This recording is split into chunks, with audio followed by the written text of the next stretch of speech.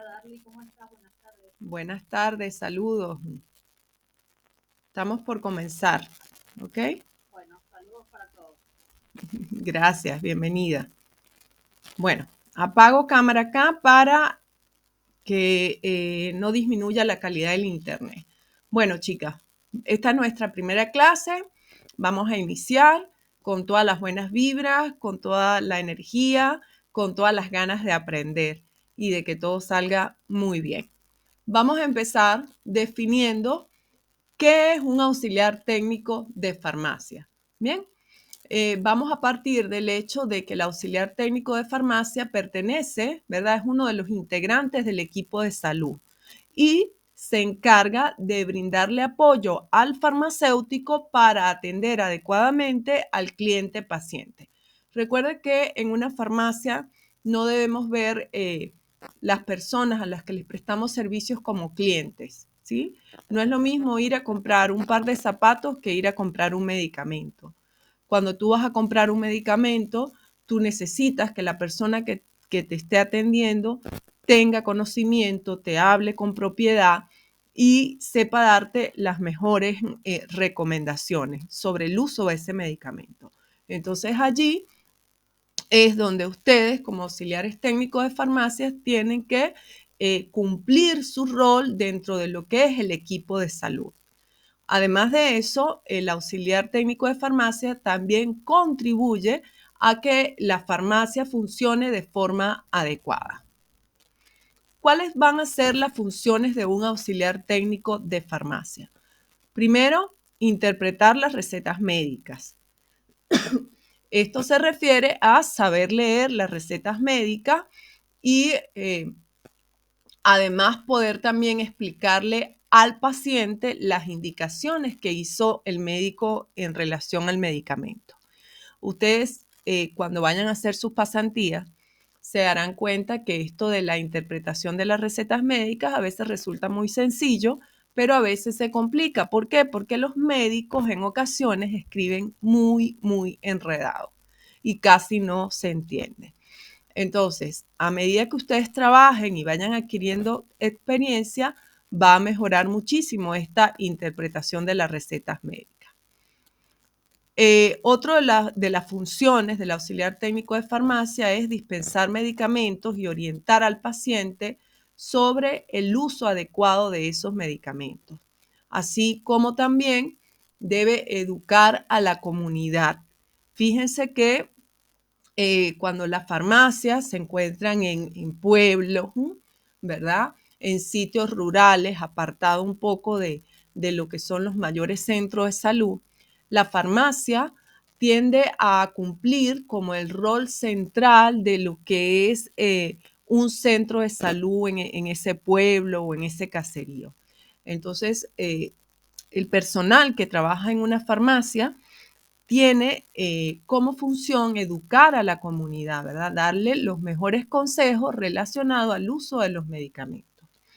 El auxiliar técnico de farmacia también debe saber facturar las obras sociales, debe controlar lo que es el stock, el inventario de medicamentos, debe también controlar lo que es el vencimiento de los medicamentos y reportar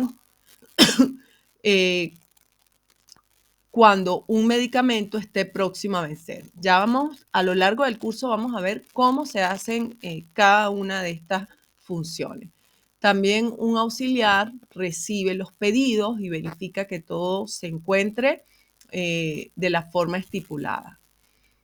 Entre otras las funciones, tenemos también el almacenamiento correcto de los medicamentos según las normas de conservación, es decir, si un medicamento, por ejemplo, tiene que estar bajo la cadena de frío, entonces saber que ese medicamento va a una heladera a 4 grados centígrados, si es una vacuna, todas las normas que deben cumplirse para que los medicamentos se encuentren bien conservados. Además, otra de las funciones es llevar el control de la temperatura y de la humedad en el ambiente donde se almacenan los medicamentos. También debe conocer todas las formas farmacéuticas y la vía de administración que tienen los medicamentos. Asimismo, un auxiliar de farmacia debe saber identificar, ¿verdad?, cuáles son los medicamentos que tienen mayor rotación, es decir, los medicamentos que más son solicitados en la farmacia.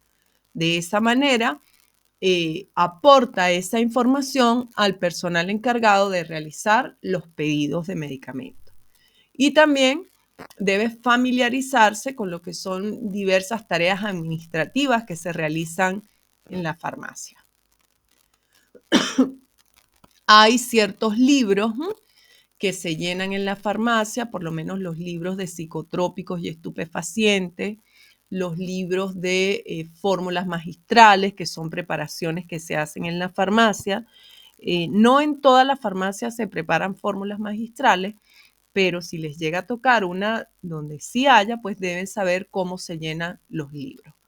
Bien, también deben saber llevar el control y el registro de todos los medicamentos que estén estipulados en la ley, como por ejemplo los psicotrópicos, los estupefacientes, que son medicamentos que van a actuar principalmente a nivel del sistema nervioso central. Entonces son medicamentos que se debe registrar a qué paciente se le vendió, en qué fecha, cuántas unidades, porque son medicamentos controlados. Además, también el auxiliar debe velar porque la farmacia se vea limpia, ordenada. Y eso tiene que ver también con lo que son el orden de los estantes, los almacenes, todo lo correspondiente a la organización de la farmacia. Y debe también fomentar un ambiente laboral sano, ¿sí? Y optimizar las relaciones humanas con pacientes y compañeros de trabajo. Esta parte es uno de los aspectos fundamentales que debe tener un auxiliar técnico de farmacia. Siempre donde ustedes lleguen, chicas, a trabajar, a hacer pasantía, deben procurar ser unas personas que sumen y no que resten. ¿Qué quiere decir eso? Que sean unas personas que a cada problema le busquen una solución y no que a cada problema le busquen 4 problemas más, ¿ok? Esto tiene que ver con lo que es un ambiente laboral sano, ser buen compañero, ser colaborador, tratar amablemente a los pacientes, independientemente de la edad, ¿verdad? Por ejemplo, las personas de la tercera edad, las personas que son mayores, hay que tener un trato especial con ellos, un trato de paciencia, de tolerancia. Son personas que a veces no escuchan bien o que no entienden bien lo que tú le estás explicando. Tienes que volverle a explicar y allí es donde ustedes deben demostrar lo que son las buenas relaciones humanas, ¿sí? No debemos tratar mal a una persona, ¿verdad? Porque supónganse que nos diga, no entendí, vuélveme a explicar. No entendí, otra vez vuélveme a explicar. Las veces que ustedes tengan que explicarle, háganlo con la mejor paciencia y el mayor amor, porque esa persona que no entiende no lo está haciendo a propósito, simplemente si es una persona de la tercera edad le cuesta escuchar o puede ser una persona que no tenga un grado educativo que les permita entenderle, ¿verdad? Un grado de instrucción. Entonces, siempre, chicas, con la mejor predisposición, siempre, a atender a la gente con amabilidad, con cariño, hacer el trabajo con pasión. No porque les estén pagando, no porque las está mirando el jefe, no, sino porque de verdad les nazca hacer las cosas bien y tratar a las personas bien. Vamos a ver ahora lo que es la dispensación. Como les decía al inicio de la clase, no, en una farmacia no se vende, ¿ok? En una farmacia se dispensa.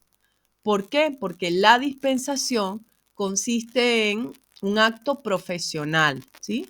Donde a un paciente se le proporcionan medicamentos en función de una receta que presenta ese paciente. Y si ese paciente no tiene receta médica y el medicamento, por ejemplo, es de venta libre, igualmente ese personal de salud que lo está atendiendo, bien sea el farmacéutico o bien sea el auxiliar técnico de farmacia, está en la obligación de contestar todas las preguntas y aclarar todas las dudas que tenga el paciente sobre el uso de ese medicamento.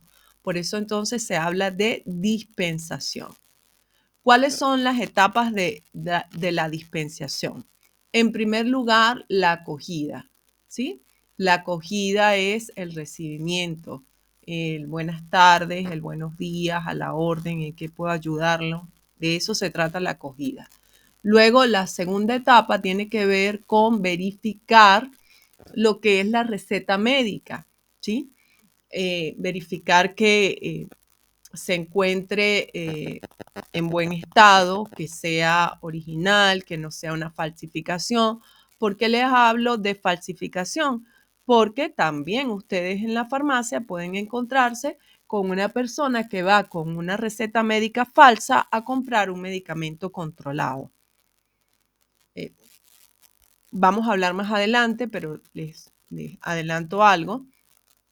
Hay medicamentos que se utilizan para fines no médicos. Me refiero a medicamentos que se utilizan como droga de abuso. Entonces, por eso se debe verificar cuando es un tipo de medicamentos de estos controlados que la receta médica, la prescripción sea verdadera y no sea falsa. Luego de verificar la integridad de la prescripción, es decir, de la receta médica, se ubica, vamos a la tercera etapa, donde se ubica el medicamento en el almacén, en los estantes, y se realiza el procedimiento administrativo, es decir, la facturación del medicamento. Y en la cuarta etapa tenemos la entrega de los medicamentos al cliente paciente, que en caso de ser necesario debe ir con orientación sobre lo que es el uso adecuado de ese medicamento. Fíjense que todo lo que nosotros vamos a hablar durante el curso tiene que ver con medicamentos. ¿Bien? Y tenemos entonces que hablar de una rama de la medicina que es la farmacología. ¿Qué es la farmacología? Es una rama de la medicina que se encarga de estudiar todos los fármacos. Bien, además de estudiar los fármacos, también estudia de qué manera esos fármacos, que son sustancias químicas, interaccionan con los sistemas biológicos. En este caso nos referimos al humano, ¿sí? Porque también los fármacos se utilizan en animales, en veterinaria, pero nosotros nos vamos a restringir a lo que es el uso de medicamentos en humanos. La farmacología tiene muchísimas ramas. Tiene la farmacología molecular, farmacotecnia, farmacogenética, toxicología, biofarmacia, farmacognosia, farmacología clínica, farmacodinamia, farmacocinética. Cada una de estas ramas de la farmacología se encarga de estudiar hechos puntuales. Por ejemplo, la toxicología estudia cómo o cuáles fármacos pueden producir intoxicación. La farmacogenética, cómo los fármacos actúan en un humano según lo que es la genética de ese individuo. La farmacotecnia, cómo se preparan los medicamentos. Y así sucesivamente. Lo que quiero que sepan es que la farmacología, que es la ciencia central, se divide en varias ramas. Vamos a hablar de cuáles son los conceptos básicos de la farmacología que ustedes deben manejar como auxiliares de farmacia. Tenemos en primer lugar lo que es un fármaco. El fármaco es lo que también se conoce con el nombre de principio activo. ¿Ok? El principio activo fármaco es una sustancia que tiene composición química conocida y que tiene la capacidad de producir efectos sobre el humano. Y estos efectos tienen que ver con actuar sobre una propiedad fisiológica del paciente que lo consume. Cuando nosotros hablamos de fisiología, nosotros nos referimos al funcionamiento, cómo funciona el cuerpo humano. Entonces, un fármaco es una sustancia que tiene una composición química conocida y que va a actuar sobre algún proceso en el cuerpo humano. Por ejemplo, tenemos acá el propanolol. El propanolol, fíjense, es esta sustancia química que se utiliza para bajar la tensión. Esto es un principio activo o fármaco, porque es una sustancia que tiene una composición química conocida y va a actuar en el cuerpo humano disminuyendo la presión. Luego tenemos lo que es una droga. Cuando nosotros hablamos de droga, no necesariamente estamos hablando de lo que son las drogas de abuso. En la farmacia, en la parte de medicamentos naturales, se trabajan también con lo que es una droga. Cuando nosotros hablamos de una droga, nos referimos a una mezcla de compuestos y de esa mezcla de compuestos, por lo menos uno o dos tienen actividad farmacológica. Bien, la diferencia es que, fíjense, en la droga puede haber varios compuestos. Cuando nosotros hablamos de principio activo hay uno. Y además, en la droga no se conoce con exactitud la composición de la mezcla, ¿sí? Por ejemplo, cuando yo preparo una infusión a partir de una planta, sé que hay varios compuestos mezclados, pero no sé bien cuáles son los compuestos. Sin embargo, se conoce que esa mezcla de compuestos tienen actividad farmacológica, es decir, ejercen alguna función sobre el cuerpo humano. Luego tenemos lo que es un tóxico, ¿sí? Un tóxico es una sustancia química que no tiene uso terapéutico, es decir, no actúa positivamente en el organismo, pero que cuando ingresa al organismo genera intoxicaciones y puede poner en peligro la vida del paciente. Los tóxicos son sustancias que se usan en el hogar, se usan en la industria y que van a generar también contaminación ambiental. ¿A qué llamamos nosotros medicamentos, chicos? Los medicamentos son combinaciones de uno o más fármacos. Recuerden que los fármacos son principio activo.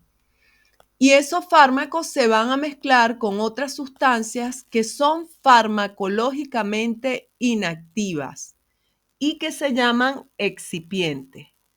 Pero que esos excipientes sirven para darle forma a la presentación farmacéutica. Cuando nosotros hablamos de presentación farmacéutica, nos estamos refiriendo a lo que es, si es jarabe, si es tableta, si es suspensión, si es una inyección, si es una crema, si es un óvulo. Eso es una forma farmacéutica. Bien, entonces, cuando nosotros nos referimos a un medicamento, nos estamos refiriendo a la mezcla de un fármaco o principio activo con otras sustancias que no tienen actividad farmacológica y que se llaman excipientes. Y que esos excipientes van a servir solo para darle una forma a ese medicamento, para darle una forma de jarabe, de crema, de tableta, de cápsula, de inyectables, por ejemplo. Fíjense, acá tenemos el ejemplo de un medicamento, la aspirina, ¿sí?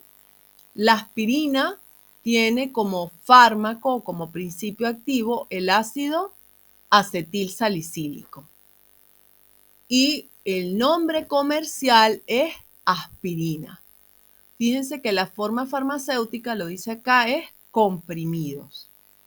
Para que esa tableta o ese comprimido de aspirina se forme, tiene que haber la mezcla de el fármaco o principio activo, que es el ácido acetilsalicílico, más excipientes.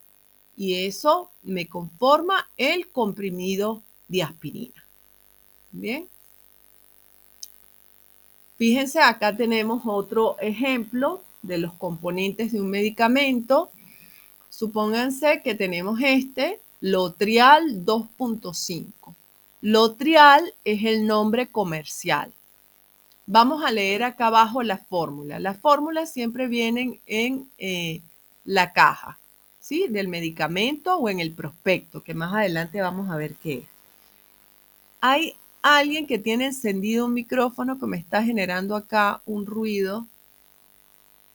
Creo que es Lucy, la chica que se acaba de unir, que es la única que tiene el micrófono encendido y está generando como un ruido acá. Si puedes apagar el micrófono, Lucy, por favor. Bien, seguimos. Fíjense, tenemos entonces el Lotrial 2.5. Cuando leemos la fórmula, dice Lotrial 2.5 comprimidos, dice cada comprimido contiene enalapril maleato 2.5 miligramos. Y luego dice excipientes, ácido silícico, almidón de maíz, talco, talco siliconada, lactosa anhidra, celulosa, colorante amarillo y laca. Fíjense, todo esto donde dice excipiente hasta acá que dice laca alumínica son sustancias que no van a tener actividad farmacológica, que solo se utilizan para darle esta forma al medicamento. Esos excipientes se mezclan con el principio activo, que en este caso es enalapril maleato. Y de la mezcla del principio activo fármaco, que es el enalapril, más los excipientes, que son todas esta lista que nos colocaron acá, obtenemos la forma farmacéutica de comprimido que corresponde al Lotrial 2.5. Bien, antes de continuar, me gustaría saber si hay alguna pregunta, chicos. ¿Alguna duda? Los escucho.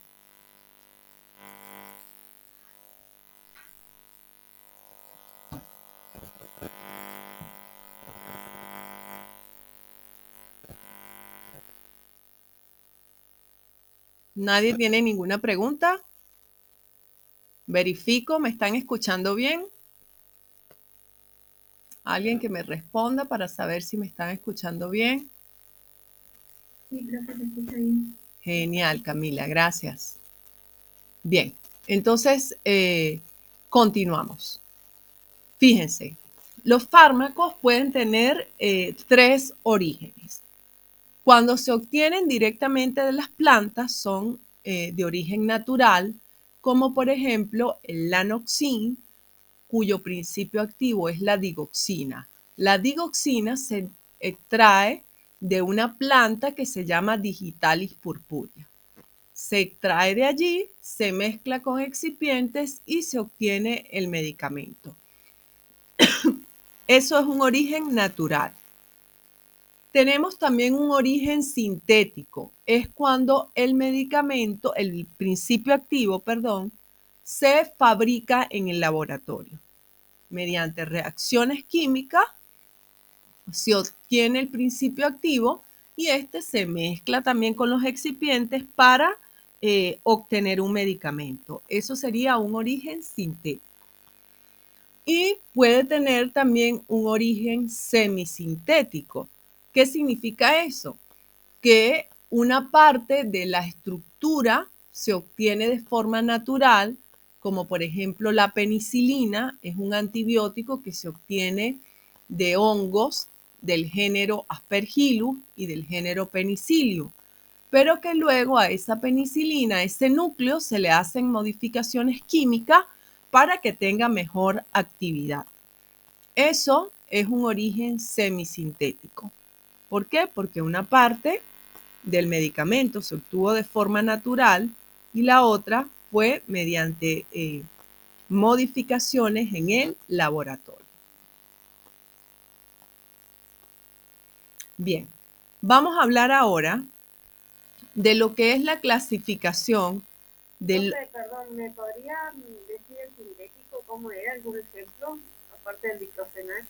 Claro, mira, tenemos el enalapril, es sintético, la bromexina, que se utiliza para la tos, también es sintético.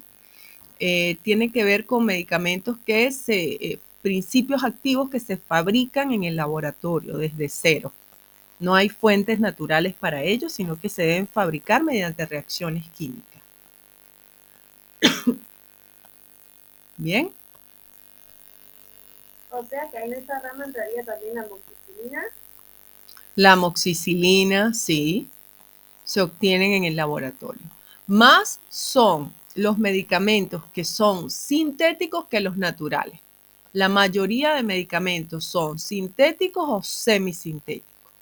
Y por allá hay algunos naturales. ¿Bien? Sí, está. Genial. Bien. Vamos a hablar ahora de lo que es la clasificación clínica de los medicamentos. ¿Qué significa clasificación clínica? Nos estamos refiriendo a lo que es el uso de esos medicamentos en una enfermedad, en una patología. Así vamos a tener medicamentos de primera línea y medicamentos de segunda línea. ¿A qué se refiere esto? Fíjense, los medicamentos de primera línea van a ser los medicamentos de elección para tratar una patología. Por ejemplo, si hay fiebre, ¿verdad? Lo más indicado en primer lugar es el paracetamol, ¿verdad? O lo que es igual a acetaminofén. Pero puede haber un paciente que sea alérgico al acetaminofén, que le caiga muy mal en el estómago, por ejemplo. Entonces, en ese tipo de pacientes tenemos que irnos a los que son medicamentos de segunda línea. ¿Qué significa? Medicamentos que están como segunda opción porque no son tan eficientes como los medicamentos de primera línea, pero que por alguna condición médica del paciente no puede recibir los de primera línea y entonces debemos ir a los de segunda línea. En base a eso es que tenemos la clasificación clínica de los medicamentos. Vamos a hablar ahora también de lo que son productos que se comercializan en una farmacia. Tenemos los productos de dispensación con receta. Disculpe, profe, entonces, dime. ¿cuáles serían los medicamentos de segunda línea? Los que, bien, en el caso de, por ejemplo, de que te ponía que un paciente tiene fiebre y lo más efectivo es el paracetamol, ¿verdad? Para bajar la fiebre, pero que por alguna razón no la puede recibir, por ejemplo, alergia, un medicamento de segunda línea podría ser dipirona o podría ser, por ejemplo, ibuprofeno. Fíjense que ibuprofeno no es de elección para fiebre, porque él es más analgésico que antipirético, es más para dolor. Pero si ese paciente por alguna razón médica no puede recibir el paracetamol, pues le damos otro que no es tan efectivo como el medicamento estrella, por decirlo así, el medicamento que más se usa, pero que lo va a ayudar también. A eso nos referimos con medicamento de segunda línea. ¿Quedó claro? No vi quién preguntó, pero quiero saber si se aclaró la duda. Sí, ahí me quedó más claro. Ah, ok. Ah, Joana, bien. Genial. Seguimos entonces. Fíjense. Hablábamos de los tipos de productos que se comercializan en una farmacia. Tenemos los productos con que es necesario que haya una receta médica para poder dispensarlo, como es el caso de algunos antibióticos, como es el caso de medicamentos que actúan a nivel del sistema nervioso central, como los psicotrópicos, los estupefacientes. También hay otro grupo de medicamentos que son de libre dispensación o de venta libre, como los antigripales, antialérgicos, algunos analgésicos que no necesitan de una receta médica. Y tenemos los productos que corresponden a lo que se llama parafarmacia, que son productos de libre adquisición, como fórmulas infantiles, cosméticos, productos para la limpieza de la piel, productos para la higiene personal. Esos son los que conforman los productos de libre adquisición. También, fíjense que dentro de los productos que se deben dispensar con receta, vamos a tener a algunas especialidades farmacéuticas, inyectables, todo va a depender del principio activo, si necesitan o no receta médica. También tenemos las fórmulas magistrales. Las fórmulas magistrales son preparaciones personalizadas que se hacen allí en la farmacia. Esto se utiliza mucho por los profesionales de los dermatólogos que mandan a preparar cremas particulares para la afección de un paciente. Como les mencionaba, no todas las farmacias preparan fórmulas magistrales, solo algunas. Pero las fórmulas magistrales siempre deben venir o se preparan bajo una receta médica que indica lo que quiere el médico que esa preparación tenga para ese paciente en particular. Son preparaciones personalizadas. Y también tenemos los que se deben dispensar con receta médica, que son los efectos y accesorios. Ahí entra lo que son material médico quirúrgico, como equipos especiales para tomar vías intracraneales, también equipos de soporte para lesiones traumatológicas, entre otros. Vamos a entrar ahora. Ya vimos un poco de lo más general que se maneja en farmacia. Vamos a entrar un poco en lo que es anatomía y fisiología, que es necesario que ustedes tengan un conocimiento general para poder hablar con propiedad y poder explicarle de forma adecuada al paciente. Fíjense, cuando nosotros hablamos de anatomía, en medicina nos estamos refiriendo a la forma, a cómo está estructurado el cuerpo humano. Y fisiología se refiere a funcionamiento, cómo funciona el cuerpo humano. Lo primero que tenemos que saber que el hombre está formado como ser vivo por células eucariotas. En la naturaleza existen dos tipos de células, las células eucariotas y las células procariotas. Las células eucariotas están presentes en los animales y los vegetales, mientras que las células procariotas están presentes en bacterias y algunas algas. Las células eucariotas, como pueden ver en la imagen, son células más complejas que tienen una gran cantidad de organelas, mientras que las células procariotas que forman las bacterias son células más simples que tienen menos organelas en su interior. Dentro de las células eucariota vamos a tener a su vez dos tipos, la célula eucariota animal y la célula eucariota vegetal. Estas dos células se diferencian en que la célula eucariota vegetal tiene cloroplastos y estos cloroplastos son los que le permiten a las plantas realizar la fotosíntesis. Mientras que la célula eucariota animal, que es la que forma el cuerpo humano, no tiene cloroplastos porque nosotros evidentemente no realizamos el proceso de fotosíntesis.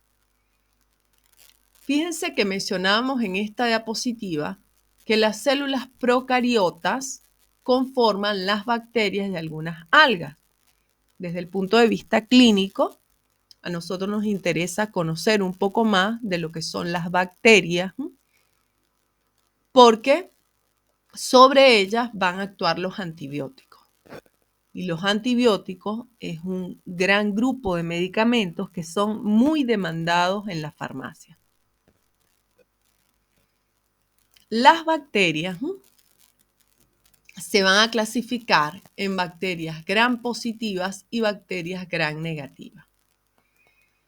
Si en algún momento han leído el estuche de algún medicamento, de algún antibiótico, a lo mejor habrán visto que dice que es efectivo frente a la mayoría de bacterias gram positivas, otros dicen que son efectivos frente a bacterias gram negativas, otros dicen que son efectivos frente a ambos tipos de bacterias, por ejemplo.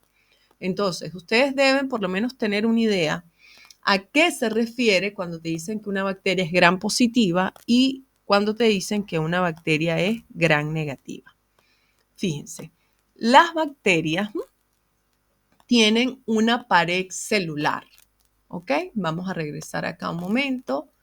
Esto de color amarillo por fuera es la pared celular, ¿bien? Ahora, resulta que hay unas bacterias que tienen esa pared celular que está acá dibujada de azul, muy gruesa, mientras que hay otras bacterias que la tienen muy delgada, esa pared celular. Y además que la tienen delgada, esa pared está cubierta con otra membrana, una membrana externa. ¿Qué sucede? Que para estudiar a las bacterias en los laboratorios, se les coloca una tinta, es una tinción. Si la bacteria absorbe la tinta, se dice que es gram positiva. Y si no absorbe la tinta, se dice que es una bacteria gram negativa. Ahora, ¿de qué depende de que absorba o no absorba la tinta? Que las bacterias que tienen esta pared celular gruesa absorben con facilidad la tinta y cuando se observan en el microscopio se van a ver coloreadas y eso hace que se clasifiquen como bacterias gram positivas. Mientras que las bacterias que tengan una pared celular delgada y de paso cubierta por otra membrana no van a absorber la tinta, no se van a colorear y cuando se observan al microscopio se ven sin ese color, sin esa tinta. Y esas son las que se clasifican como gram negativas. ¿Bien? Fíjense, para entender también lo que es el funcionamiento de nuestro organismo, tenemos que recordar un poco por allá de secundaria lo que son los niveles de organización en el cuerpo humano. Estos niveles de organización ayudan a comprender la estructura del organismo. Vamos, de lo más pequeñito que hay en el organismo humano a lo más grande que es el propio individuo ya formado. Fíjense, lo más pequeñito que hay son los átomos, ¿sí? Los átomos se unen y forman moléculas, como por ejemplo la molécula de agua. Luego las moléculas se unen y forman la célula.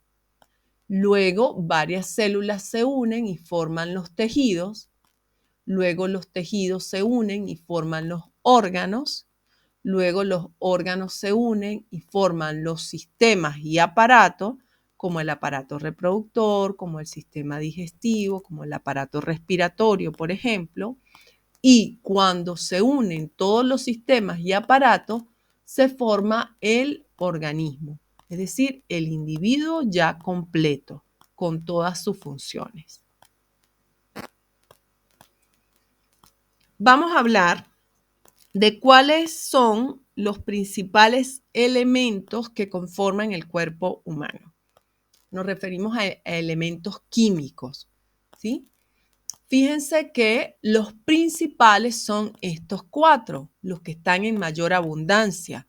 Son oxígeno, carbono, hidrógeno y nitrógeno. Esos son los principales elementos químicos que conforman el cuerpo humano. Si se dan cuenta en los porcentajes, el que está en mayor cantidad es el oxígeno con un 65%, luego vendría el carbono, en tercer lugar el hidrógeno y de último el nitrógeno. Además de esos 4 elementos principales, también tenemos, fíjense, calcio, fósforo, potasio, azufre, cloro, sodio, magnesio, yodo, hierro y zinc. Pero todos estos se encuentran en concentraciones muy pequeñitas, muy bajitas. Imagínense el magnesio, 0.1%. Yodo, hierro y zinc ni siquiera tienen números. ¿Por qué? Porque es tan poquito lo que hay de ellos que no se puede cuantificar. Esos elementos que conforman el cuerpo humano se unen y entonces forman lo que son las biomoléculas. Bio de vida, ¿verdad?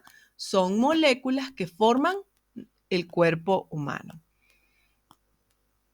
Dentro de esas biomoléculas vamos a tener las de naturaleza inorgánica y las de naturaleza orgánica. Las de naturaleza inorgánica son, por ejemplo, el agua, el dióxido de carbono, el oxígeno y también sales como por ejemplo el cloruro de sodio que está en nuestro organismo. Dentro de las biomoléculas orgánicas tenemos los carbohidratos, que son los glúcidos, como el almidón, como la glucosa. Tenemos los lípidos, que son las grasas, como el colesterol. Tenemos las proteínas, como por ejemplo el colágeno, la albúmina, la queratina que tenemos en la piel y en el cabello. Y están los ácidos nucleicos como el ADN y el ARN, que es, en el caso del ADN es el que contiene, ¿verdad? Es la molécula que contiene toda la información genética de los seres vivos. Los humanos tenemos el ADN dentro del núcleo de la célula y en ese ADN está almacenada toda nuestra información genética. Y a través del ADN es que nosotros transmitimos nuestras características a nuestros hijos, ¿ok? Luego de que ya vimos cuáles son los principales elementos, ¿verdad?, que conforman el cuerpo humano, luego vimos que los elementos se unen para formar biomoléculas, vamos a entrar al nivel de células, ¿sí? ¿Cuáles son las células que conforman el cuerpo humano? Como ya dijimos, son las células eucariotas, que son las células más complejas. Y también tenemos que mencionar que los humanos somos pluricelulares. ¿Qué significa pluricelulares? Que estamos formados por gran cantidad de células, muchísimas. Vimos en los niveles de organización que cuando varias células se unen, entonces forman los tejidos, ¿sí? Los tejidos van a ser agrupaciones de células que se unen y se especializan en cumplir una función. En nuestro organismo tenemos, por ejemplo, tejido muscular, que es el que puede contraerse y relajarse. Tenemos tejido conjuntivo, que une internamente varias partes del cuerpo. Tenemos el tejido nervioso, que es el que nos permite percibir estímulos del exterior. Tenemos el tejido óseo, que es el que forma parte de los huesos. Tenemos el tejido sanguíneo, que es el que forma parte de la sangre. Entonces, en el nivel de tejido, vamos a tener los diferentes tipos de tejidos que conforman nuestro organismo y que se forman por agrupación de células con el objetivo de cumplir una función específica. Cuando varios tipos de tejidos se agrupan, entonces se forman los órganos. Y esos órganos también se forman con el objetivo de cumplir una función en particular. Así tenemos, por ejemplo, el corazón, el páncreas, el cerebro, los pulmones, el estómago, los riñones, el hígado, la vejiga, el intestino delgado, el intestino grueso. Todos esos son órganos que se forman por la agrupación de tejidos. Luego, cuando varios órganos se unen, forman lo que son los sistemas o aparatos. ¿En qué se diferencia un sistema de un aparato? Vamos a abordar primero lo que es o lo que son sistemas. Los sistemas se forman cuando se unen órganos que están formados por un mismo tipo de tejido. Por ejemplo, fíjense, el sistema muscular solo está formado de músculo. Es decir, solo está formado por tejido muscular. El sistema tegumentario, que es la piel que cubre nuestro organismo, solo está formado por tejido epitelial, que es la piel. Por lo tanto, cuando nosotros hablamos de sistemas, nos estamos refiriendo a unión de órganos que están formados de un mismo tipo de tejido. Cuando hablamos de aparato, es cuando se reúnen órganos que están formados por diferentes tipos de tejido. ¿Ok? Fíjense, el aparato digestivo, por ponerles un ejemplo. El aparato digestivo se inicia en la boca y termina en el ano, ¿verdad? Que es por donde se expulsan las heces. En ese recorrido desde la boca hasta el ano, fíjense que nada más en la boca hay diferentes órganos que están formados por diferentes tipos de tejido. Tenemos los dientes, la lengua. Los dientes y la lengua son muy diferentes, están formados de tejidos diferentes. Y si seguimos bajando, luego vamos a tener el esófago, el estómago, intestino delgado, intestino grueso. Por lo tanto, cuando nosotros hablamos de aparato, nos estamos refiriendo a agrupación de órganos que están formados de tejidos diferentes. Fíjense que una vez, antes de pasar a lo siguiente, una vez que se forman todos los aparatos y sistemas y se agrupan, entonces se obtiene el individuo ya completo. Es decir, en este caso, el humano, ¿verdad? El humano ya funcionando con todas sus partes. Vamos a hablar ahora, ya entrando un poco en lo que es el estudio general de aparatos y sistemas para poder saber sobre qué aparato o sistema es que actúa un medicamento, vamos a comenzar con lo que es el aparato digestivo. ¿Sí? El aparato digestivo es todo el conjunto de órganos que intervienen en lo que es el proceso de alimentación y la absorción de nutrientes. A través del aparato digestivo se transportan los alimentos, ¿verdad? Se absorben sus nutrientes y se eliminan las sustancias de desecho. También se habla de una función de secreción porque en el aparato digestivo, por ejemplo, específicamente en el estómago, se libera ácido clorhídrico y ese ácido clorhídrico es necesario para digerir los alimentos. Pues eso es una función de secreción. Entonces, el aparato digestivo es el que se encarga del transporte, absorción, secreción y excreción de todas las sustancias contenidas dentro de los alimentos que ingerimos. Fíjense, acá está la estructura general del aparato digestivo. Se inicia en la boca, las glándulas salivales producen la saliva necesaria para humectar los alimentos. Luego, cuando tragamos los alimentos, pasan a la faringe. De la faringe pasan al esófago y a través del esófago entran acá en el estómago. Luego del estómago, esos alimentos pasan al intestino delgado, que es el que está acá en el centro, súper enrollado, y del intestino delgado pasan al intestino grueso, que es este que está acá.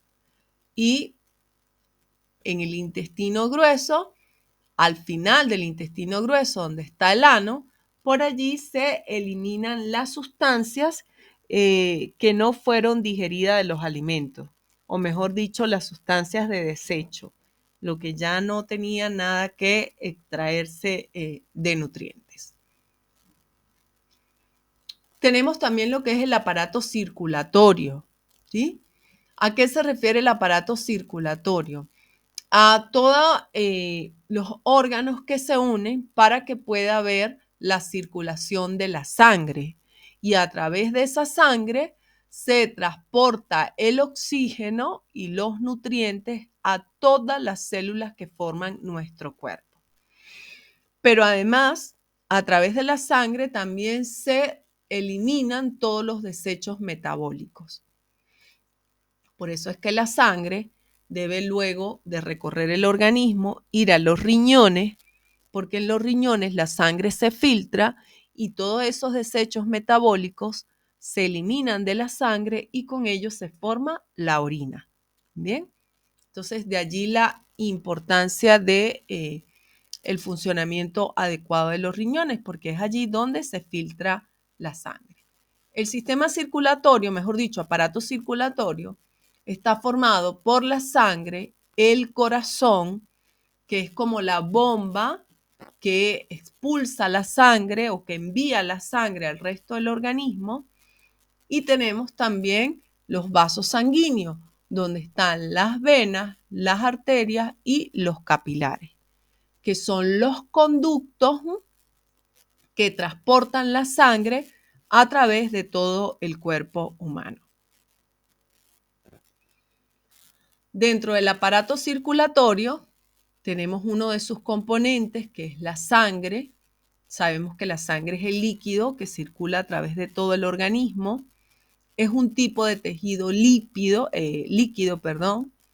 Dentro de su composición tiene una gran cantidad de agua, pero además de agua también tienen algunas proteínas, algunas sustancias inorgánicas, y el agua con esas sustancias conforman el plasma de la sangre. El plasma representa más de la mitad de toda la sangre. Pero dentro de la sangre, como flotando, como suspendido en ese plasma, tenemos también células sanguíneas. Esas células sanguíneas son de 3 tipos. Tenemos en primer lugar los glóbulos rojos, que son los que se encuentran en mayor proporción, 41%. Luego tenemos los glóbulos blancos, que representan un 4%. Y en último lugar, tenemos las plaquetas, que se encuentran en una pequeña cantidad de 0,01%. Además, el aparato circulatorio está formado también por el corazón, que es el principal órgano de este aparato, ¿verdad? Es el órgano que tiene como función bombear la sangre para que circule a través de todo el organismo. El corazón es un órgano formado por músculo y ese músculo se llama miocardio. Es un tipo de músculo que solo está presente en el corazón. El corazón es el que se encarga de recibir la sangre y de volverla a enviar para que recorra todo el organismo. El corazón puede bombear la sangre a través de lo que son los latidos, ¿sí? El corazón se contrae y se relaja y eso es lo que hace que él pueda actuar como una bomba. El corazón tiene la capacidad de contraerse entre unas 60 y 100 veces por minuto. Y eso es lo que se llama la frecuencia cardíaca. ¿Ok? Otro de los componentes del aparato circulatorio son los vasos sanguíneos, que son los conductos que recorren todo el organismo y que dentro de ellos se transporta la sangre. Los vasos sanguíneos son de 3 tipos. Las arterias, que son las más resistentes, las más gruesas. Luego tenemos las venas, que son intermedias. Y por último tenemos los capilares. Los capilares son los más finitos, los más delgaditos de todos. Todos estos vasos sanguíneos están conectados al corazón y se encargan entonces de distribuir la sangre a las diferentes partes del cuerpo humano. Fíjense que el aparato circulatorio realiza 2 recorridos, es decir, dos tipos de circulación. Una es lo que se llama la circulación sistémica o circulación mayor, y otra más corta que se llama circulación pulmonar o circulación menor. La circulación sistémica o mayor es la que va del lado izquierdo del corazón, ¿verdad? Desde allí se envía la sangre a través de la arteria, aorta, a todo el organismo. Esa sangre recorre el organismo y luego, a través de las venas, regresa al corazón, pero regresa al lado derecho. Entonces, la circulación sistémica o circulación mayor es aquella que la sangre recorre desde el lado izquierdo del corazón, recorre todo el organismo y luego regresa al lado derecho del corazón. Mientras que la circulación menor o pulmonar es aquella que va del lado derecho del corazón a los pulmones y luego de los pulmones regresa al lado izquierdo del corazón. Fíjense que en todos los dibujos que nosotros encontramos en los libros sobre el aparato circulatorio, siempre vamos a ver que utilizan el color rojo y el color azul para referirse a la sangre. ¿Por qué esto? Pues resulta, chicos, que en la sangre es donde se transporta el oxígeno. Recuerden que todas las células de nuestro organismo funcionan con oxígeno. Sin oxígeno no pueden mantenerse con vida. Entonces, del lado izquierdo del corazón sale la sangre oxigenada, rica en oxígeno, ¿verdad? Esa sangre va pasando por todos los tejidos, por todos los órganos, y cuando va pasando, ¿qué sucede?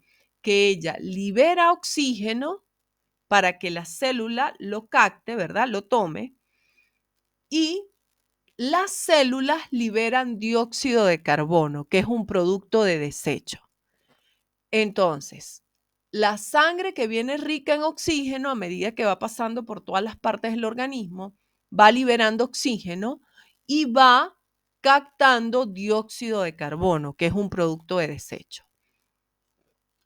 La sangre que se dibuja azul es una sangre que ya trae muy poco oxígeno, es decir, es pobre en oxígeno, pero que es rica en dióxido de carbono. Ese dióxido de carbono es el que nosotros debemos eliminar mediante la respiración. ¿Qué pasa entonces? Sale sangre rojita, que es rica en oxígeno, va haciendo todo el recorrido y a medida que hace todo el recorrido se va transformando de sangre roja en sangre azul. ¿Por qué? Porque se va llenando de dióxido de carbono. Esa sangre azul regresa al lado derecho del corazón y del lado derecho del corazón es enviada a los pulmones. Fíjense el dibujo. A los pulmones entra sangre azul. ¿Por qué? Porque es una sangre rica en dióxido de carbono. A nivel de los pulmones, entonces, esa sangre libera el dióxido de carbono y nosotros lo eliminamos a través de la respiración. Pero al liberar ese dióxido de carbono, deja espacio disponible para captar oxígeno. Y ese oxígeno es el que nosotros introducimos en nuestros pulmones cuando respiramos. Entonces, llega la sangre azul a los pulmones, libera el dióxido de carbono. Ese dióxido de carbono nosotros lo eliminamos mediante la respiración y a su vez esa sangre capta oxígeno que está acá en los pulmones. Cuando la sangre capta nuevamente oxígeno, pasa de ser azul a ser sangre nuevamente roja, es decir, sangre rica en oxígeno. Y bajo esa forma vuelve a regresar al lado izquierdo del corazón y de allí, del lado izquierdo, vuelve a ser enviada al resto del organismo. Y es un circuito que está constantemente sucediendo. Sale del corazón roja, va recorriendo, se va poniendo azul. Bueno, chicos, vamos a aclarar aquí algo. No es que la sangre se pone azul, es una manera de representar que pierde ese color rojo intenso y adquiere un color más oscuro porque no tiene casi oxígeno. ¿Bien? Entonces no es que se pone azul como tal, sino que la sangre roja, que es muy roja, roja brillante, es porque tiene mucho oxígeno. Pero ya la sangre que es pobre en oxígeno se hace más oscura, no es tan brillante, no es tan roja. Y por eso en la bibliografía se representa como sangre azul, con el color azul. Bueno, antes de pasar al aparato respiratorio, quiero saber si hay alguna consulta, si se entendió esto que expliqué. Los escucho. Hola, profe. Hola, Miriam, ¿cómo estás? Bienvenida. Bien, disculpe, llegué tarde. Tranquila, Pero, bienvenida. Acá estaba mirando el tema del aparato circulatorio y no me quedó claro si a nosotros al exhalar o al tirar el dióxido de carbono volvemos a incorporar oxígeno a nuestro organismo cuando es la parte de la circulación pulmonar, o sea, Ajá.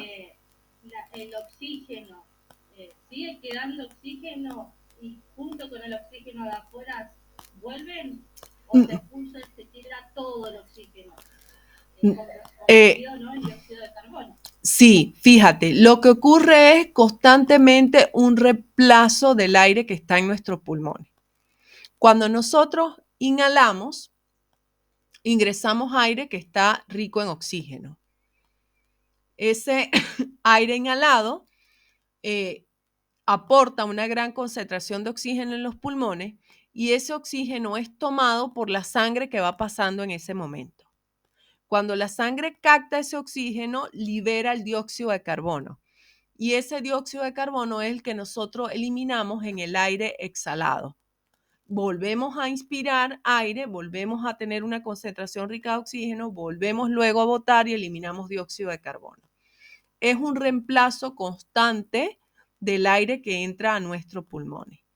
Claro, hay algo que se llama volumen muerto, que es una pequeña cantidad de aire que siempre queda allí en los pulmones.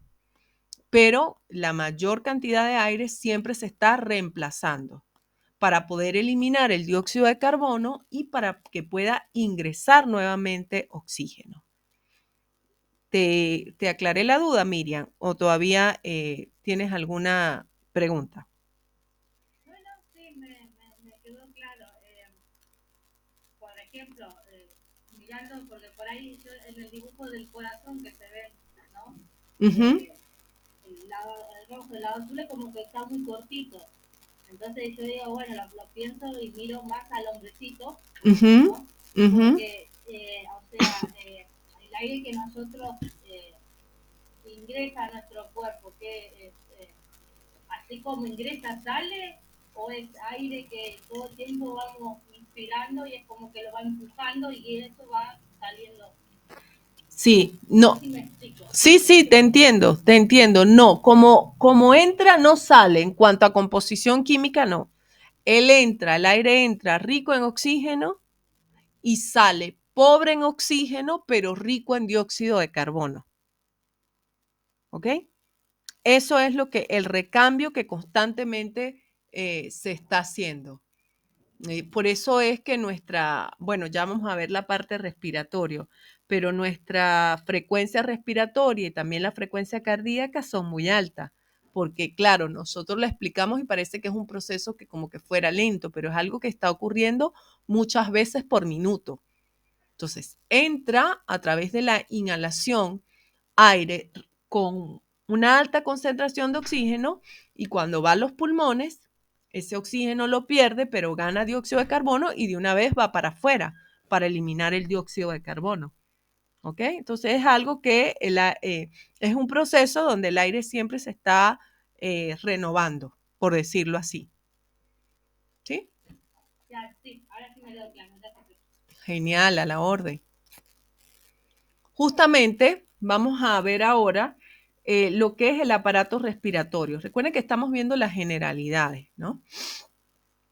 Le digo esto porque, bueno, todos los aparatos y sistemas son bastante extensos, pero para efectos del curso, me interesa que ustedes sepan lo básico de los principales aparatos y sistemas. Fíjense que el aparato respiratorio, como veníamos hablando, actúa o trabaja de forma coordinada con el corazón. A través del aparato respiratorio es que el oxígeno puede entrar a nuestro organismo y además también a través del aparato respiratorio es que se elimina el dióxido de carbono. El dióxido de carbono es un producto de desecho que se forma en cada una de los millones de células que forman nuestro organismo. Si se acumula dióxido de carbono, puede haber peligro de muerte. De hecho, hay intoxicaciones que son por acumulación de dióxido de carbono, cuando no se elimina de forma adecuada. El aparato respiratorio inicia en las fosas nasales que se encuentran en la nariz.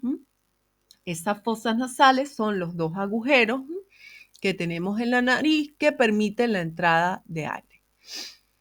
Ese aire que entra acá en lo que es la cavidad nasal sufre un proceso de calentamiento a través de estas estructuras que vemos acá, que se llaman cornetes. Son como unos túneles que hay allí que permiten calentar el aire antes de que vaya a los pulmones. También el aire en la nariz es filtrado. Fíjense los pelos que hay en la nariz, que se ven feos, ¿verdad? Que no nos gusta, pues tienen una función, porque todo en nuestro organismo tiene una función. Y justamente los pelos que están en la nariz sirven para filtrar el aire. Es decir, que las partículas de polvo y sustancias extrañas que trae el aire queden atrapados allí en los pelos. Bien, entonces entra el aire en la nariz, es filtrado y a la vez es calentado para que no entre a una temperatura tan diferente a la que está en el aparato respiratorio.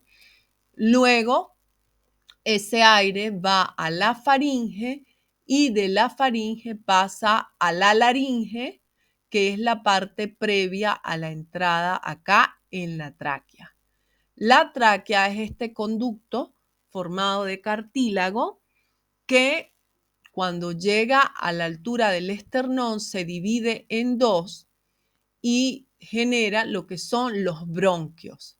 Tenemos el bronquio izquierdo y el bronquio derecho.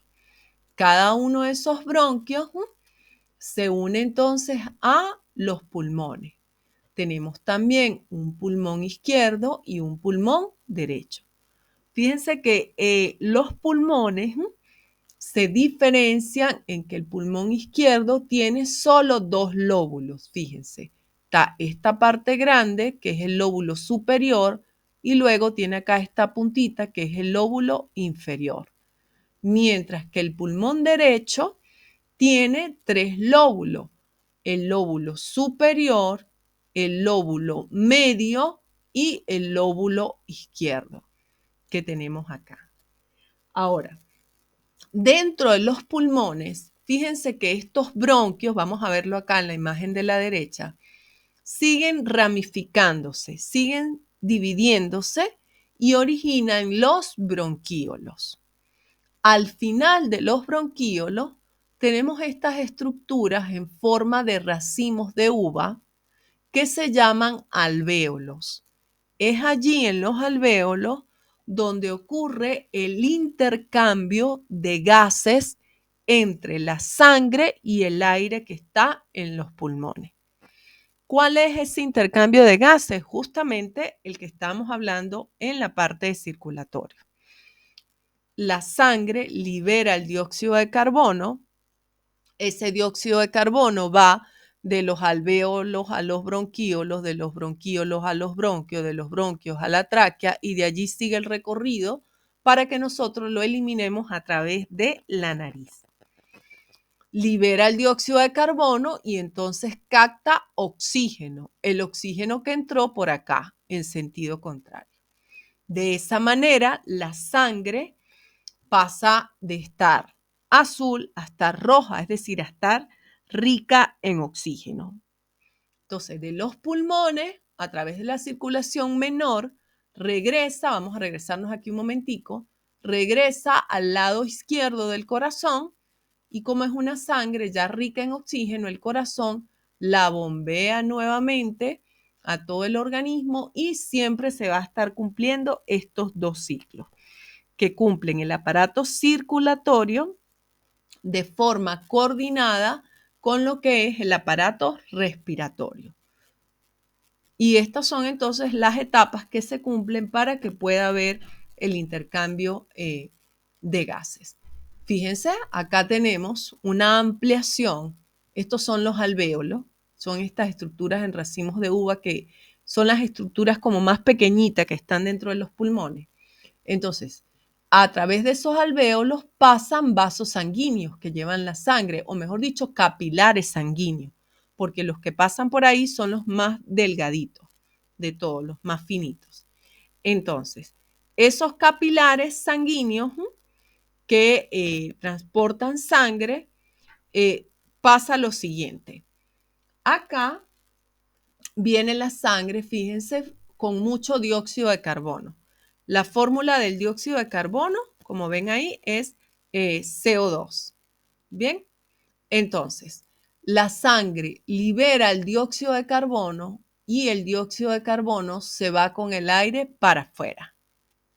Mientras que el oxígeno que está ahí en el aire que está dentro de los alvéolos va y entra en la sangre. Y esa sangre entonces ahora está rica en oxígeno. Fíjense también, hay un detalle que no les he mencionado, ¿verdad?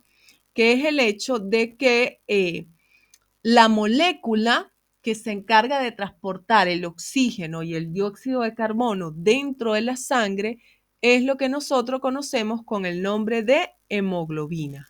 Bien, ¿qué es la hemoglobina? La hemoglobina es una proteína que se encarga de transportar el oxígeno y de transportar el dióxido de carbono. Es lo que vemos acá de color rojo. La hemoglobina es lo que se encuentra en los glóbulos rojos y es la hemoglobina también la que le da el color rojo a la sangre, porque ella es como un pigmento. Entonces, entra la hemoglobina cargada de dióxido de carbono y luego ese dióxido de carbono es liberado y en su lugar entra oxígeno. Y de esa manera podemos obtener sangre oxigenada. Fíjense, acá está el recorrido. Con las flechas azules está el aire inspirado y con la flecha roja está el aire expirado. El inspirado es el que nosotros ingresamos, ¿verdad? Cuando inhalamos.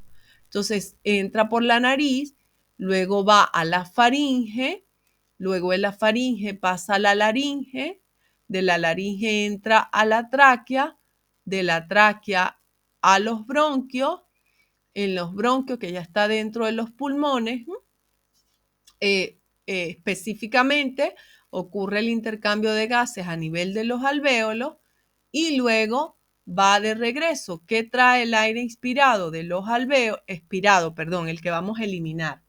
Tenemos de los alvéolos, va hacia los bronquíolos, luego a los bronquios, luego a la tráquea, luego de la tráquea laringe, luego de laringe faringe y luego va a la nariz y es expulsado. Ese es el recorrido completo que marca todo lo que es el proceso que permite realizar el intercambio de gases. Con esto, chicos, hemos terminado la primera parte de esta unidad del curso. Antes de pasar a la segunda clase, que es otro archivo, quisiera saber si hay alguna duda, alguna pregunta en relación a lo que hemos estado hablando. Los escucho.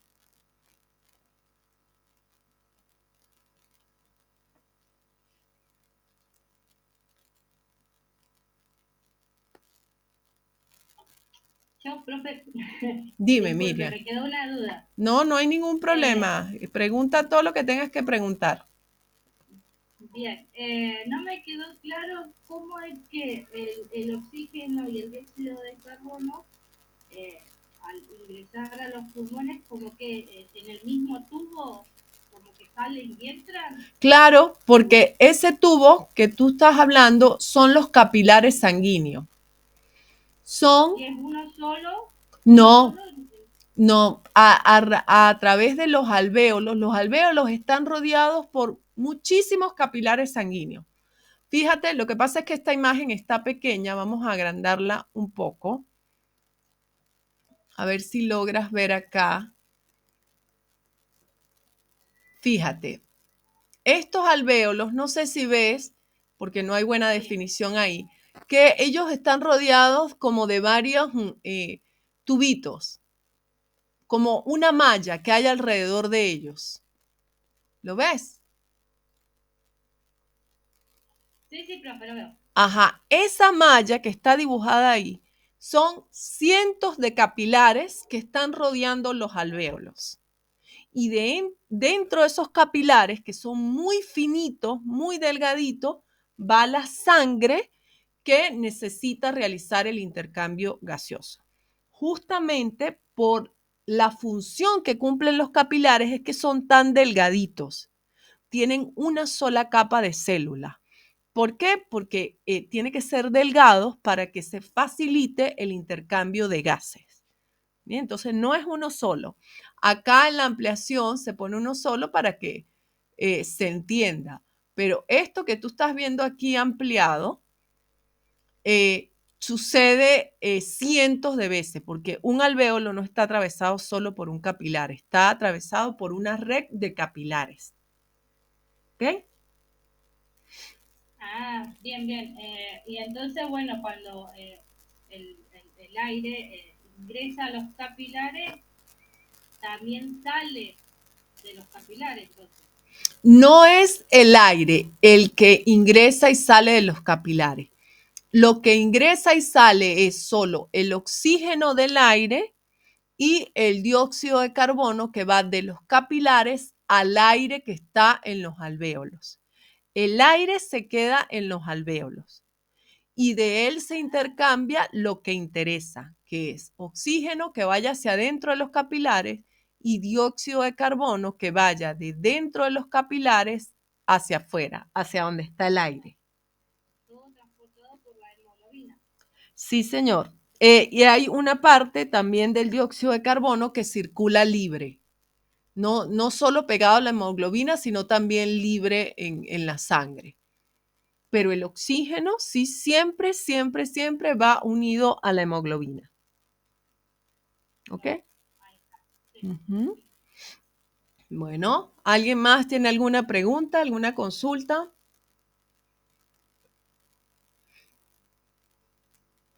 ¿no? Bien, vamos entonces a continuar, por lo menos a dar inicio a la segunda parte de la clase, donde vamos a hablar de justamente dos ramas de la farmacología que es necesario que ustedes comprendan, ¿sí? Para saber bien cómo es el funcionamiento de los fármacos. Vamos a hablar entonces de lo que es la farmacocinética y de lo que es la farmacodinamia.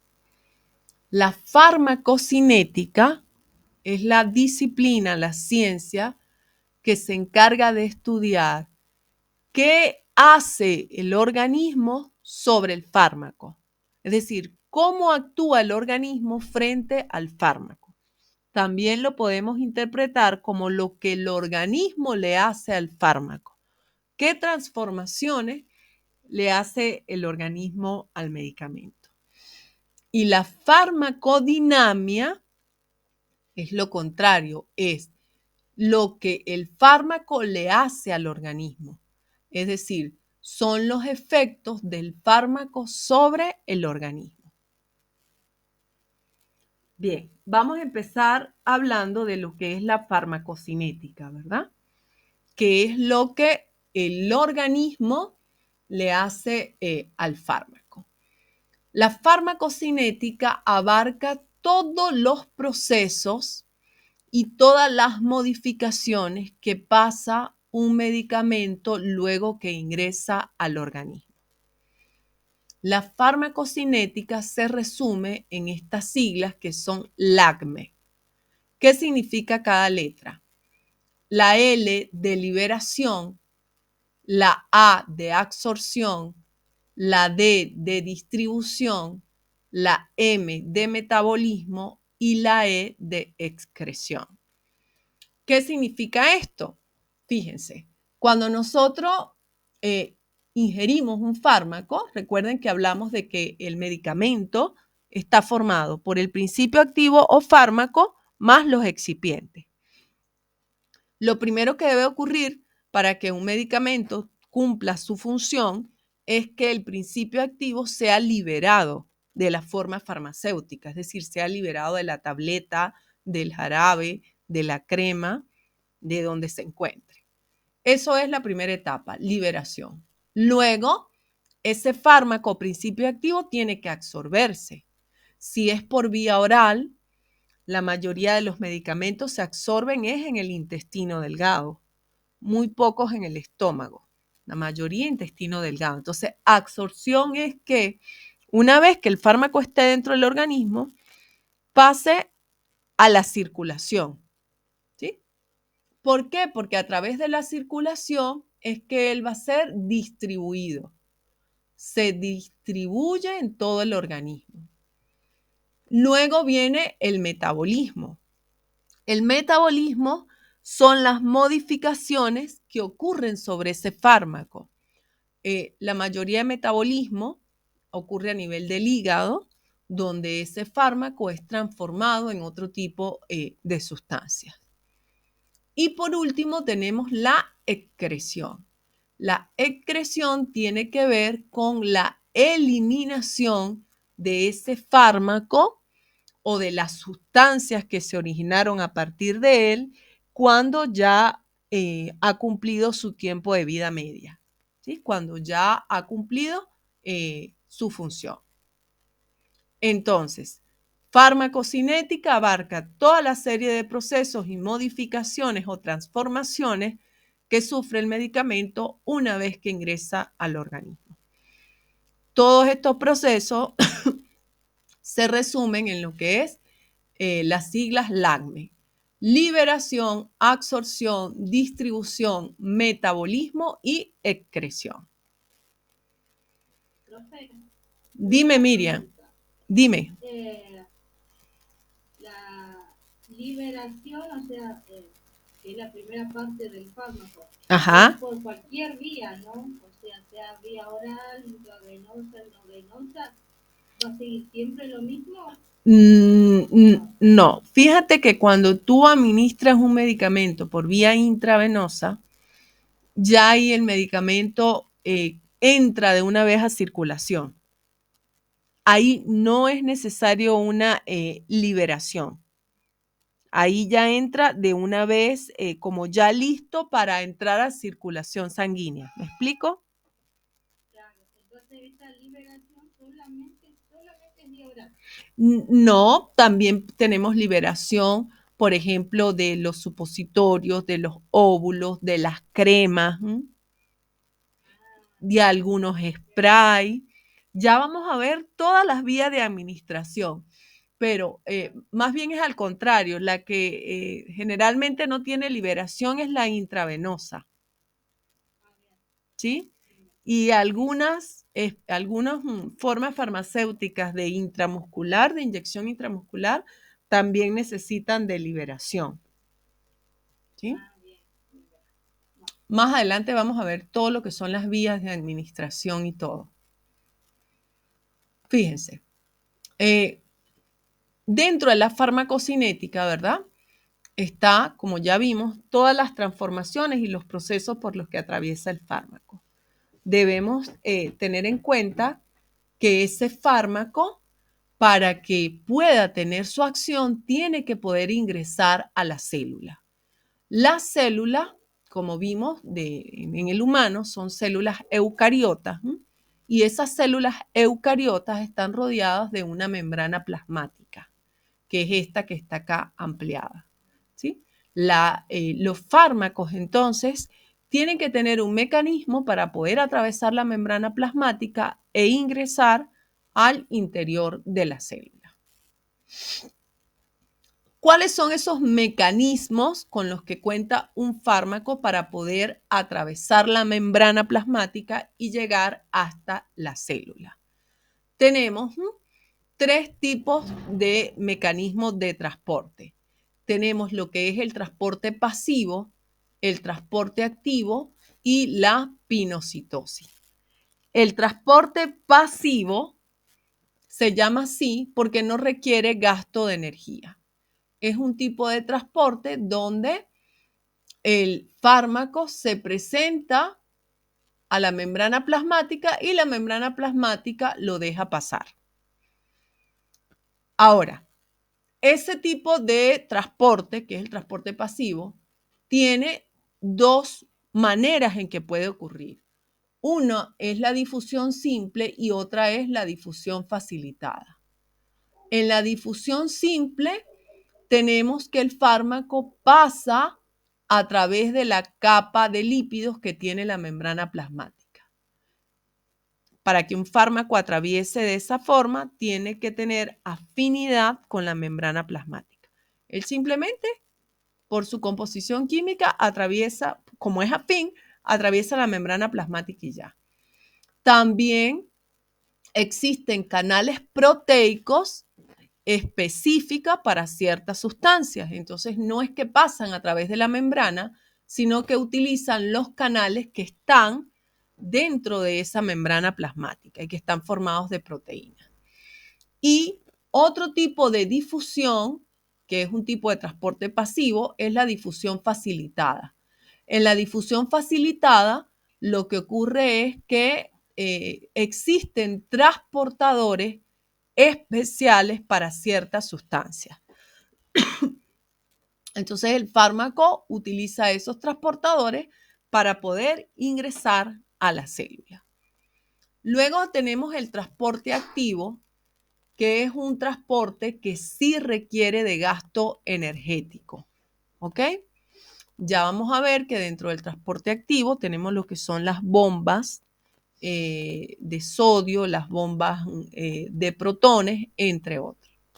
Y luego tenemos otro tipo de transporte que es la pinocitosis.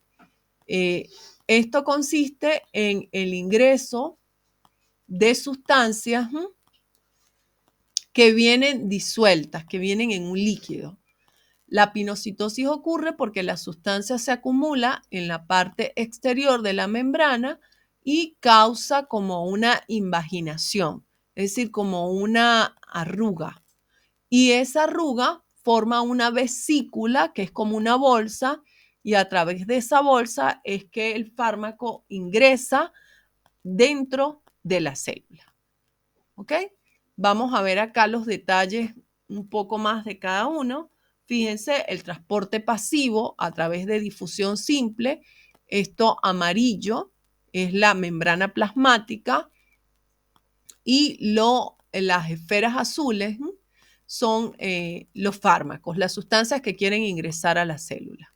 Bien, entonces, para que un fármaco pueda ingresar por difusión simple, tiene que ser de naturaleza lipídica, es decir, tiene que tener afinidad por la membrana plasmática. La difusión simple es que el fármaco atraviesa la membrana como si nada, o sea, sin ningún impedimento.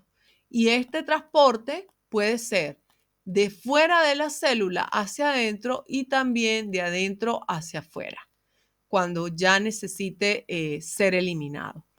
Dentro de los fármacos que utilizan la difusión simple como mecanismo de transporte, tenemos las hormonas esteroidales, los anestésicos, también el dióxido de carbono, el agua, el nitrógeno, el oxígeno, todos son moléculas pequeñas, ¿ok?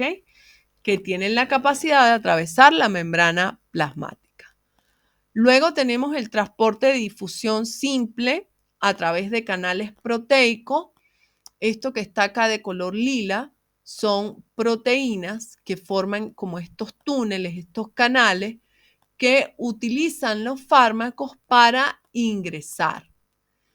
Más que todo, los canales proteicos son utilizados por fármacos que están formados por iones, como sodio, como potasio, como calcio, por ejemplo. Tenemos también lo que es, dime Miriam. Disculpe que la interrumpa. No, no hay problema, dime. ¿Esos canales siempre están abiertos? No. ¿O se cierran y se abren? Sí, ellos están cerrados y se abren por el estímulo que genera la llegada del fármaco o de la sustancia que quiere ingresar a la célula. La llegada de la sustancia es lo que los activa para abrirse. ¿Ok? Hay otros mecanismos también para abrirlos, como es un cambio de voltaje, entre otros. Pero más que todo es la llegada de la sustancia la que genera la apertura de los canales proteicos para que pueda darse el transporte del fármaco. Son varias sustancias, ¿sí? Que se transportan de esta manera. Lo que pasa es que yo me estoy refiriendo a fármaco porque es lo que nos compete. ¿Ok? Bien, bien. Y también salen por ahí. Sí, también muchas sustancias salen por ahí. Claro, porque es de entrada y de salida. Bien, continuamos. Tenemos también lo que es el transporte pasivo facilitado. ¿Ok? El transporte pasivo facilitado es donde hay una proteína transportadora que se encarga de servir como un vehículo para la sustancia que quiere ingresar. No son los mismos canales proteicos, porque los canales proteicos, fíjense que ellos forman un túnel, como un canal. En cambio, la proteína transportadora actúa como un vehículo. Toma la sustancia, la engloba y la lleva al otro lado. Este es el mecanismo que utilizan muchos fármacos que no son liposolubles. Es decir, fármacos que no tienen afinidad por la membrana plasmática. Generalmente vamos a tener fármacos que por su naturaleza química no pueden ingresar a la membrana. Bien, continuamos. Y tenemos el transporte activo, que es un tipo de transporte donde sí hay gasto energético. Se requiere gastar energía. Bien, ¿por qué se requiere gastar energía? Con esto vamos cerrando por el día de hoy. Fíjense, a partir de acá iniciamos la clase que viene. Fíjense que en los anteriores, acá, por ejemplo, vemos que hay mayor cantidad de sustancia fuera que adentro. Fíjense este es el mejor ejemplo. Todos estos cubos son los que quieren ingresar, son las sustancias. Entonces la sustancia está yendo de un medio más concentrado en un inicio a un medio menos concentrado. Entonces es fácil pasar porque adentro se requiere de esa sustancia. Pero cuando nosotros estamos hablando de un transporte activo, va al contrario. Va desde donde hay poco hacia donde hay mucho. Fíjense que acá hay más esferas. Eso hace que el paso sea más difícil, sea más cuesta arriba. Entonces, amerita energía para que pueda suceder. Imagínense que el transporte activo es como cuando ustedes van subiendo una escalera. Van de lo bajito, de la poca concentración a lo alto. Necesitan energía, necesitan aplicar energía. Mientras que el transporte pasivo va cuando el fármaco quiere ingresar, va de donde hay mucho hacia donde hay poco. Es como que va bajando la escalera. Y al bajar la escalera, para bajar una escalera no se necesita energía, ¿sí? Porque es más fácil bajar. Vas de donde hay mucho a donde hay poco. ¿Bien? Bueno, chicos, quedaríamos... Dime, Miriam. Sí, la otra consulta. Dime. Ese gasto de energía, esa energía, ¿la hace el fármaco o la hace quién? La célula. Dentro de la célula hay lo que se llama la moneda energética, que es para todos los seres vivos, que es el ATP. El ATP es una sustancia química que sintetiza la célula para almacenar energía. Entonces, cuando ella requiere energía, gasta ATP, que es como gastar monedas. Y ese ATP aporta la energía que se necesita, en este caso, para realizar el transporte activo de algún fármaco, por ejemplo.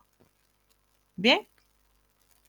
Claro, y ese ATP se activa con la presencia de ese fármaco. No, el ATP siempre está por ahí rondando, siempre está por ahí, siempre hay energía bajo la forma ATP y cuando la célula lo necesita, lo capta, hace la transformación química que se requiere para que él libere la energía que tiene almacenada. ¿Sí? Es una sustancia química, más nada. Bien, chicos. Bueno, llegamos hasta acá en nuestra primera clase. Déjenme detener la grabación